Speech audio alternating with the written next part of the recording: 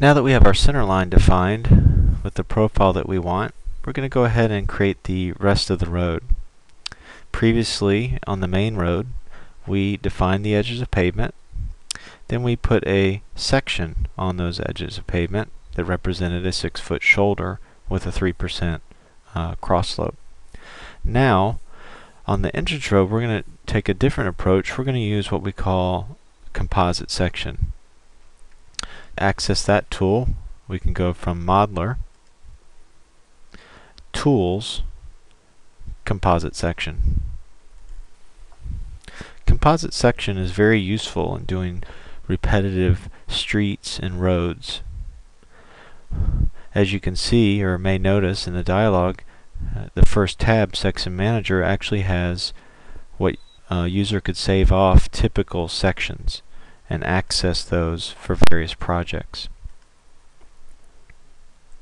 We're going to go through the process of actually creating the section, but again, we could create a section, save it to a library inside the Section Manager, and recall it time and again for this project or other projects. First I want to do is the composite section that I'm going to run along the center line. I'm going to add all the elements that it creates to the entrance road. The primary element for this entrance road will be the center line, and that happens to be a site element. A chain and profile would be similar to how we did the main road, where we had an alignment defined with a geopack coordinate geometry chain and coordinate geometry profile. I'll select by site element, and I'll just ID the center line. Next, I want to turn my display off for now, and I'm going to go to the left side, Details tab. We're going to work on the left side of the road. That'll be everything to the north of the center line in that area, and to the east of the center line as we come around to the bottom. The first thing I want to do on the left side is establish the edge of pavement at a 2% cross slope. So I'm going to set the define an element as a break line at a 2% cross slope, minus 2%. The elevation will be calculated radially from the primary element, that being the center line. Projection option would be entire element. Now, before, when we were establishing the edge of pavements, we had to manually select each one. Well, in this tool, that won't be the case. It'll run several things at once, and we have to give it a search extent from the center line. How far away are these edges of pavement? And what level, weight, and color are they? So I can go ahead and double click on the graphic and set that up if I remember, or I can cancel that and right click on the graphic and set it to by element, where then I can go into MicroStation and graphically select an element that represents the edge of pavement and accept it. Geopack will then go and fill in the level, color, style, and weight. Now I'll give it a search distance, and I believe the search distance is 23 feet because I need to account for the bus lane in front of the building is approximately 22 to 23 feet away from the center line. So I'll go ahead and add that to the list. Now the next thing I want to do is put curb and gutter on there. The curb and gutter is similar to how we define the shoulder. We define that as a section. So under my define group box, my element type would be section. There I'm going to define my section as a boundary. I'll have nothing outside the back of curb that's going to be part of the entrance road.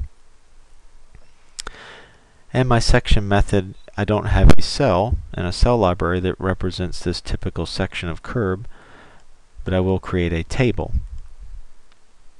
And I'm going to apply the section to the left side of the element. that will be to the left side of the edge of pavement or further north. So the first entry on my section will be the gutter line. The gutter line is approximately 1.5 feet away and a little cross slope of minus 0.2, or drop down 0.2 feet. Now there's no element at this point that represents the gutter, so I'm going to go ahead and draw that as part of the section, and I just want to make sure it's at the right symbology. So I'll select that, and I do have a item that represents the gutter, or invert of the curb, design gutter. Click OK, and I'll add that to the list. The next thing is the top of curb, which is approximately 1.7 feet away, and it'll be a half a foot higher than the edge of pavement. And I'll go ahead and select another item that represents the top of curb, and I'll add that to the list. And the last element in my section, 2 feet away from the edge of pavement, the same elevation, or the same offset height, 0.5, will be the back of curb. And I have an item again that represents the back of curb, so I'll click OK, and I'll add that to the list. Now I'm going to take all this information and add it to my main left side details list. Click Add List Item. So the first thing that gets defined is the edge of pavement at a 2% slope from the center line. The next thing is a section on each of those elements, each of those edge of pavements that represent a curb and gutter. I want to do the same exact thing on the right hand side of the road. So my right side details, I just need to duplicate that. I can highlight both of those items, and I can copy those, and I can go to the right side details and I can paste. So on the left side I'm doing the same thing on the right. The main difference on the right side, or the bottom side, is the search distance isn't quite as far. I don't have to go 23 feet. I can simply go, I think it's 12 foot, I'll go 13 feet. So I'll change my distance to 13, and then I'll modify, so the item changes in the main list. The other difference is the section will not be to the left side of that edge of pavement. That would put it in the road. We're going to put it to the right side of that edge of pavement, or outside the road. So I'll make that change as well, and I'll modify the list item. And finally, in front of the parking lot I have a dashed line, orange dashed line, similar to the entrance road and the main road intersection. I have a dashed line that represents the edge of pavement extension of the entrance road as it goes by the parking lot. And I want to add that on the right side. So that will be a element or feature. In this case we'll use feature.